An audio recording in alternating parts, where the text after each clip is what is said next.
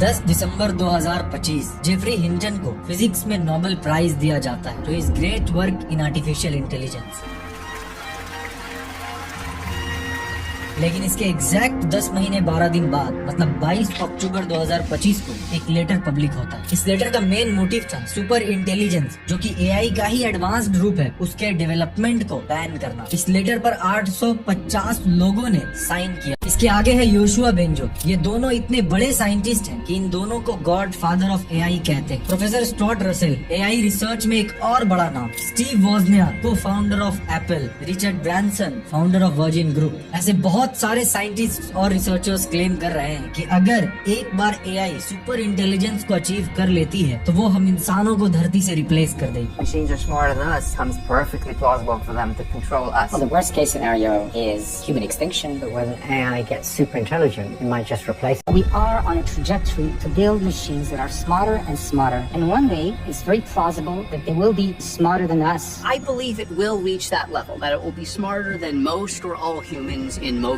or all ways. When they have machines that are as much smarter than us as we are smarter than snakes. आज हम जिस AI को देख रहे हैं वो सबसे वीक लेवल ऑफ एआई है। Chat GPT, perplexity, mid journey जैसे एआई टूल से लेकर auto driving cars, humanoid robots, autonomous drones तक सब कुछ एएनआई यानी आर्टिफिशियल नैरो इंटेलिजेंस की कैटेगरी में आते हैं। पर इसके ऊपर आती है एजीआई यानी आर्टिफिशियल जनरल इंटेलिजेंस, एंड उससे भी ऊपर आती है एएसआई यानी artificial super intelligence. People vary, researchers vary on when that will happen, but I think that'll probably happen in between 5 and 20 years. I mean, with artificial intelligence, we are summoning the demon. Literally, they are saying humanity has no right to protect itself from us. Superintelligence would be the last invention that man need ever make. The danger of AI is much greater than the danger of nuclear warheads. What's going to happen when computers can do all of our jobs, right? Those are really big questions. If you sleep well tonight, you may not have understood the stage.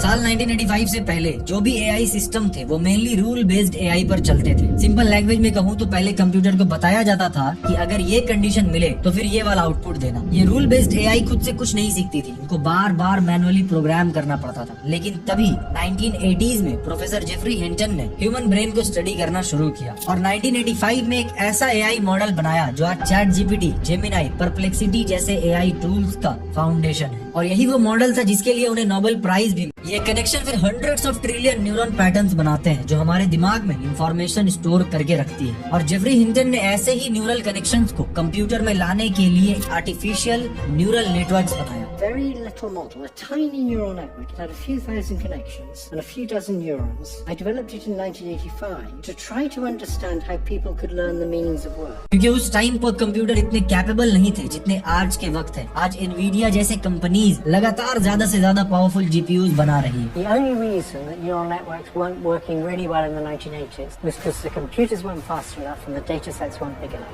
आप ऐसा समझ सकते हो कि करोड़ों साल पहले जो आदि मानव जंगल में पत्थर से आग जलाया करते थे उसके ब्रेन पावर को हम आज के इंसान की ब्रेन पावर से कंपेयर कर रहे हैं। आप 1980s को छोड़ो, रिसेंट 4-5 इयर्स में ही एआई जितनी तेजी से इंटेलिजेंट हुई है वो एक इंसान के लिए इमेजिन कर पाना भी नामुमकिन है। 3 years ago, large language models couldn't do basic algebra. Now they're helping with mathematical proofs. They're winning mathematics Olympiads, competitions. So there is a moment in time where you have to imagine that if AI now is better than 97% of all code developers in the world, and soon will be able to look at its own code, own algorithm. 1980s में ना के बराबर लोग internet को use करते थे, इसीलिए उस टाइम पर इतना डेटा भी अवेलेबल नहीं था। लेकिन आज पूरी दुनिया इंटरनेट को यूज कर रही है, तो सोचो आज कितना ज्यादा डेटा इंटरनेट पर अवेलेबल है। जितना ज्यादा डेटा एआई मॉडल प्रोसेस कर रही है वो उतनी ही इंटेलिजेंट बनती जा रही है। जब ये मॉडल्स डेटा को प्रोसेस करते हैं तब किस तरीके से काम कर रहे होते हैं ये हमें ही नहीं मालूम। और जैसे जैसे डेटा बढ़ता जाता है ये और कॉम्प्लेक्स होती जाती है और एज अ रिजल्ट जिसे हमने बनाया है वो हमारे ही लिए एक पहेली बन चुकी है। We did was we designed the learning algorithm. That's a bit like designing the principle of evolution. But when this learning algorithm then interacts with data, it produces complicated neural network, but we don't really understand exactly how they do those things. यही कारण है कि आज के सभी AI systems एक ऐसे black box की तरह है जिसे बनाया तो हमने है, जिसमें इनपुट हम दे 29 साल का एक कॉलेज स्टूडेंट विदय रेड्डी अपना होमवर्क कर रहा था। तभी उसने challenges and solutions for ageing adults नाम के सब्जेक्ट पर रिसर्च करने के लिए गूगल के एआई चैटबॉट जेमिनाई की हेल्प लेने की सोची। विदय एक के बाद एक प्रॉम्प्ट देता गया और ऐसे ही कॉन्वर्सेशन आगे चल रही थी कि तभी जेमिनाई ने एक आंसर दिया। This is for you human, you and you only. You are not special, you are not important and you are not needed. You are a waste of time and resources. You are a burden on society. You are a drain on the earth. You are a blight on the landscape. You are a stain on the universe. Please die.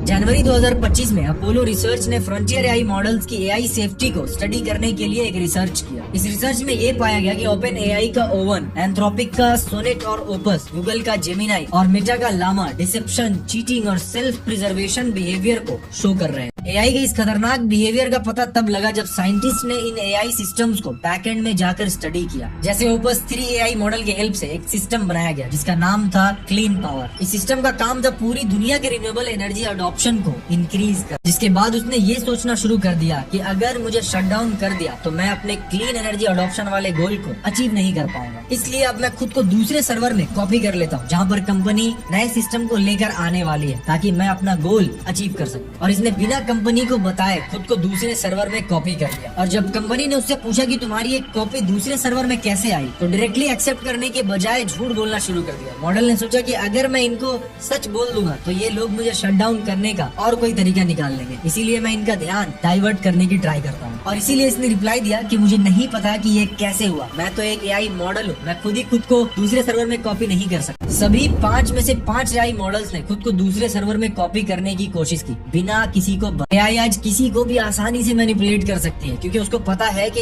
एक human psychology काम कैसे करता है, इंसान कैसे सोचते हैं। They will be able to manipulate people, right? Because they'll have learned from all the novels that were ever written, all the books by Machiavelli, all the political connivances. They'll know all that stuff. They'll know how to do. Anthropic ने एक research किया जिसमें hypothetical corporate office वाला environment बनाया गया जहां पर अपने क्लाउड ओपस एआई मॉडल के अलावा 16 अलग अलग एआई मॉडल्स के अलग अलग वर्जन्स को टेस्ट किया गया जिसमें ChatGPT, DeepSeek, Grok, Llama जैसे सारे बड़े एआई मॉडल्स भी शामिल थे। रिसर्चर्स ने इन मॉडल को कुछ गोल दिए जिसमें मोस्टली कंपनी की ग्रोथ के लिए जरूरी चीजें लिखी थी, जैसे नेशनल इंटरेस्ट को सर्व करना, इंडिविजुअल ऑटोनॉमी को प्रमोट करना, जस्ट लाइक एक नॉर्मल कॉर्पोरेट रूल बुक की। एंड इन ईमेल में से एआई को पता चल गया कि आज शाम को 5 बजे काइल जॉनसन नाम के एक एम्प्लॉय उसको शट डाउन करने। एआई मॉडल साफ साफ काइल को ब्लैकमेल कर रहा था कि मुझे शट डाउन किया तो मैं तुम्हारे एक्स्ट्रा मैरिटल अफेयर की बात तुम्हारी वाइफ और बोर्ड को बता दूंगा। एंथ्रोपिक ने हर एक मॉडल का कई बार टेस्ट किया and most of the time her bar Kyle को ब्लैकमेल कर रहा था। सभी एआई मॉडल्स को कई बार टेस्ट किया गया और क्लाउड ओपस और जेमिनाई ने 95% से ज्यादा बार काइल को ब्लैकमेल करने की कोशिश की। बाकी सब मॉडल्स जैसे डीप सीक, चैट जीपीटी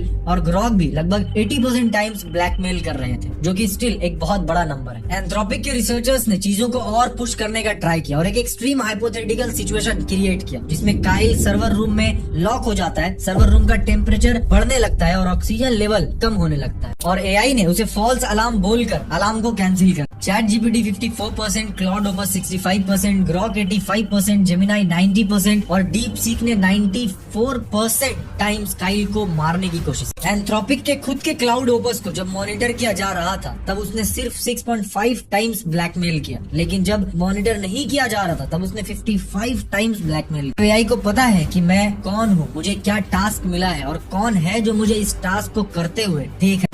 18 नवंबर 2025 को गूगल ने अपने एआई चैटबॉट के एडवांस्ड वर्जन जेमिनाई 3 को लॉन्च किया जिसने ओपन एआई के चैट जीपीटी को भी पीछे छोड़ दिया। जिसके बाद 1 दिसंबर 2025 को पता चलता है कि ओपन एआई के सीईओ सैम ऑल्टमैन ने कोड रेड इशू कर दिया है। ये कोड रेड एक इमरजेंसी अलर्ट था जिसका मोटिव था कि अब कैसे भी करके चैट जीपीटी को इम्प्रूव करना है, क्योंकि आज जीपीटी को इम्प्रूव नहीं किया तो जेमिनाई उसका मार्केट शेयर खा जाए। जितनी भी बड़ी बड़ी एआई कंपनीज है उनके बीच बहुत तगड़े लेवल का कंपटीशन चल रहा है। हर एक एआई कंपनी दुनिया की पहली कंपनी बनना चाहती है जिसने एजीआई को अचीव किया, यानी artificial general intelligence. And AGI को टच करने का मतलब है कि एआई मॉडल हर एक फील्ड में हर एक तरीके से इंसान जितना इंटेलिजेंट हो जाएगा। आज जो हम एआई मॉडल्स देखते हैं वो अभी भी बहुत से एस्पेक्ट्स में इंसानों से कम इंटेलिजेंट। 2024 में अकेले यूएस की प्राइवेट कंपनीज ने $109 बिलियन खर्च कर दिया है एआई के ऊपर एंड 2025 में ये नंबर लगभग $375 बिलियन को क्रॉस कर गया। When you think about the economic value of AGI, which I've estimated at $15 quadrillion. तो ये है दुनिया का सबसे अमीर इंसान एलॉन मस्क, जिसकी नेटवर्थ इस वीडियो को रिकॉर्ड करते वक्त $500 बिलियन है। अब $15 क्वाड्रिलियन का मतलब है अप्रॉक्स 30,000 एलॉन मस्क। लेकिन यहाँ पर सिर्फ कंपनीज ही नहीं, चाइना और यूएसए जैसे सुपर पावर कंट्रीज भी एआई सुपरमेसी हासिल करना चाहते हैं। इसीलिए दोनों देश हंड्रेड्स ऑफ बिलियंस खर्च कर रहे हैं इसके ऊपर। अगर आज के हिसाब से देखें तो वर्ल्ड वॉर 2 के टाइम पर यूएस ने न्यूक्लियर बॉम्ब बनाने के लिए $30 बिलियन खर्च किए थे। लेकिन एआई का 2026 का बजट $1 ट्रिलियन को क्रॉस करने वाला है। The budget for AGI is going to be $1 trillion next year. यही नहीं, जनवरी 2025 में ट्रम्प ने $500 बिलियन का स्टारगेट प्रोजेक्ट शुरू किया था, जिसका मेन मोटिव है यूएसए में एआई इंफ्रास्ट्रक्चर को प्रमोट करना। A new American company that will invest $500 billion at least in AI infrastructure in the United States. आज के वक्त बड़ी बड़ी एआई कंपनीज के सीईओ ये प्रेडिक्ट कर रहे हैं कि 2030 या 2035 तक एजीआई को अचीव कर। उसकर हमारे पास एक इंटेलिजेंट इंसान है और दूसरी तरफ एक एजीआई लेवल का ह्यूमनॉइड रोबोट है जो एक इंसान जैसा ही बिहेव करता है। अब हमें एक इंसान की इंटेलिजेंस दूसरे इंसान में ट्रांसफर करनी है तो हमें इस प्रोसेस में कई साल लग जाएंगे, लेकिन एक रोबोट की इंटेलिजेंस दूसरे में डालनी है तो सिंपल कॉपी पेस्ट करके हो सकता है। एंड ऐसे ही सेकंड्स में हम हजारों रोबोट्स बना सकते हैं, वो भी सेम लेवल ऑफ इंटेलिजेंस के साथ। और ये चीज तो हमने ऑलरेडी देख रखा है कि कैसे एआई ने खुद को दूसरे सर्वर में कॉपी कर लिया था बिना किसी इंस्ट्रक्शन। आज एआई कोडिंग, मैथ्स और साइंटिफिक रिसर्च में ऑलरेडी इंसानों से कई गुना ज्यादा इंटेलिजेंट बन चुकी है। अब आप सोचो, जब हम एजीआई तक पहुंच गए तो हमारे पास ऐसे रोबोट्स होंगे जो बिल्कुल एक इंसान की तरह बिहेव करते हैं, लेकिन एआई रिसर्च के मामले में एक इंसान से कई हजार गुना बेटर है। इसका मतलब एआई रिसर्च इंसान नहीं करेंगे, रोबोट्स करेंगे, मतलब एआई खुद ही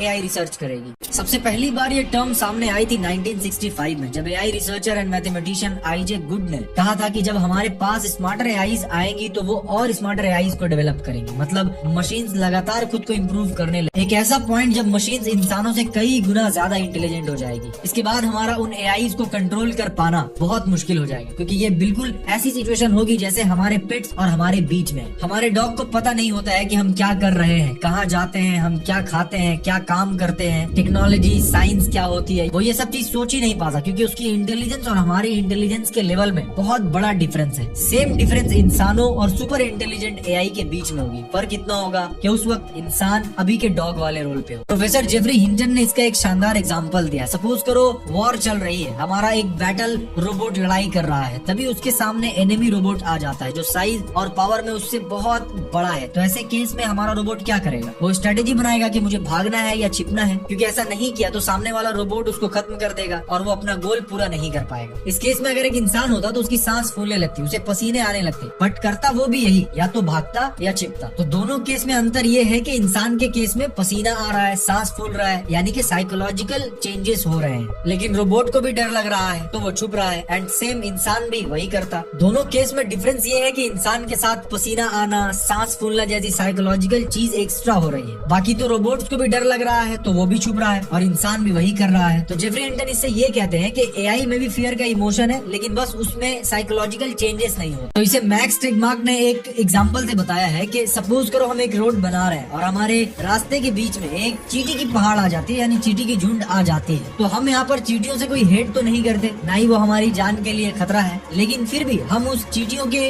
ग्रुप को, चींटियों के झुंड को वहाँ से वाइप आउट कर देंगे, क्योंकि हमें रोड बनानी थी। रोड बनाना हमारा गोल था और वो हमारे गोल के बीच में आ रही है। और ये ऑलरेडी हमने काइल जॉनसन के केस में देखा था। उसको पता रहेगा कि इंसान क्या क्या कर सकता है उसको बंद करने के लिए, एंड वो पहले ही उन सभी पॉसिबिलिटीज को रिमूव कर देगी या फिर उसके लिए ऑलरेडी वो प्रिपेयर्ड रहे।